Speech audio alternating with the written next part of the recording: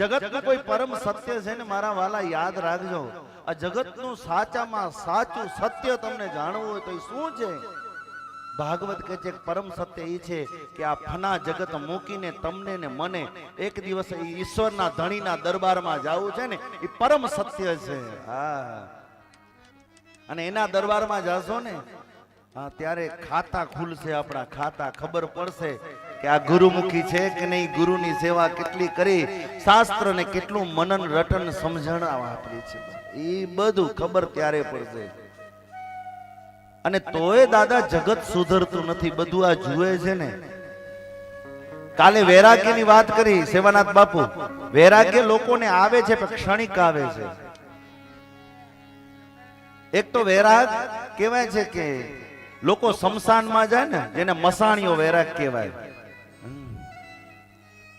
એ સ્મશાનમાં જાય એટલે લોકોને વૈરાગ આવે. હો, 4-5 જગ્યાએ દેખાડવામાં આવી છે, સ્મશાનાંતે, પ્રસૂતાંતે, ભોજનાંતે.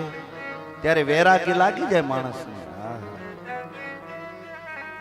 તમને ભાવતી વસ્તુ દિલીપ મહારાજ એ ઘડા સુધી તમે ખાઈ લ્યો, એમ તમને આંબાનો રસ ભાવે છે, બુંદી ભાવે છે, લાડવા ભાવે છે, એ ખાવાની બહુ ગમતું હોય તો તમે ઘડા સુધી એને ભરી શકો.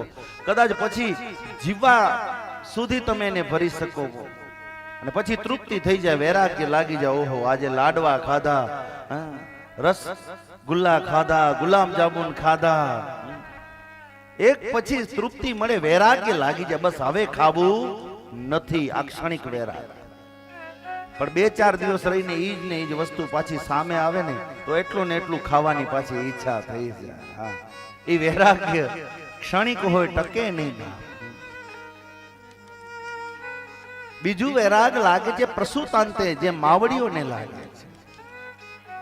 જ્યારે માં પોતાના બાળકને જન્મ દેતી હોય ને ત્યારે જગત આખું પ્રાર્થના કરતું હોય કે એવા શાસ્ત્રકારોએ કીધું છે કે જ્યારે માં બાળકને જન્મ આપે ને નાથજી મહારાજ, ત્યારે એનું એક પગ સ્મશાનમાં હોય ને એક પગ ઘરે હોય, અને લોકો પ્રાર્થના કરે કે એ 4 આંખે ઊભા થાય, હે પ્રભુ એવી શક્તિ ભક્તિ દેજે, 4 આંખે ઊભા થાય.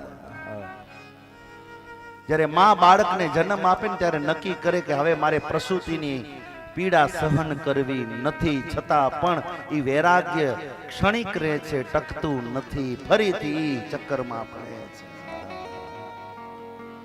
પ્રસૂતાંતે, ભોજનાંતે, અને ત્રીજું કીધું સ્મશાનાંતે. સ્મશાનમાં જેવું કોકને બાળવા માટે જઈએ ને, એ બોડી બળતી હોય એટલે એવી ડાઈ વાતો કરીએ કે આ શું લઈને ગયો, આમ ને તેમ ને, એવા આમ ઢળી પડીએ. એને હમણાં આપણને કોઈ અગ્નિ સંસ્કાર આપી દેશે, પણ જેવા આવીને કપડા ઉતારી નાઈ ધોઈ ફ્રેશ થઈ જઈએ, વૈરાગ બધું અદ્રશ્ય જેસે છે, લાગી જઈએ પાછા ગળા કાપવા, પેટ કાપવા, જેની જેવી વૃત્તિ એવી વૃત્તિઓમાં લાગી જાય છે. એ સ્મશાનમાં થોડુંક વૈરાગ લાગે. જગત આ બધું જોઈ રહ્યું છે એટલે કહે છે, અરે કોઈ આए કોઈ जाए, ये तमाशा क्या है, ये समझ में कुछ नहीं आता, ये समझ में कुछ नहीं आता, ये दुनिया क्या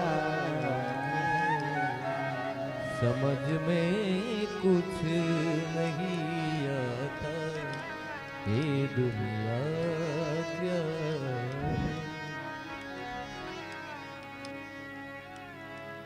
દુનિયાને સમજવાની જરૂર નથી. લોકો દાદા દુનિયાને સમજવા કોશિશ કરે છે. દુનિયાને કોઈ દિવસ મહાપુરુષોનું ભજન કહી ગયું છે કે માપી નથી શકવાના. દુનિયા દો રંગી કીધું છે. આ જગતની આંખો એને ઓળખી નહીં શકે. 25 વર્ષ સુધી પતિ પત્ની સાથે રહેતા હોય ને તોય પણ એમને પૂછે કે આંજા ભા બોરા ઉના ભલા.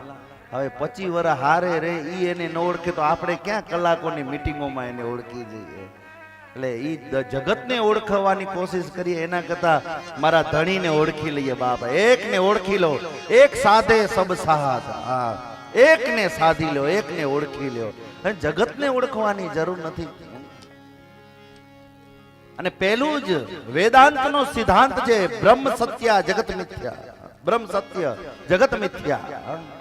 અથ બ્રહ્મ જિજ્ઞાસુ. બ્રહ્મ જિજ્ઞાસુ હોય, ભજનાનંદી જીવો હોય ને, એ બધાને સાધવાની કોશિશ ન કરે. આ નાથજીને ખબર છે, નાથજીને ખબર છે કે મારી ઉપાસના સાધના ક્યાં પહોંચવાની છે. એનો ધૂપેડો એક હોય. બ્રાહ્મણદેવ પૂજા કરતા હોય, એને ખબર છે કે યજમાનોને રાજી કરવાની જરૂર નથી, આ ભગવાનને રાજી કરી લઈએ, યજમાનો આપો આપ આવશે. એક સાધે સબ સાધે. દેવેન્દ્ર મહારાજ મહાપુરુષો જે આ વેદના વેદાંતોના સિદ્ધાંતોને સમજી ગયા છે, એ બધા માટે કઈ આશા અપેક્ષા રાખતા નથી.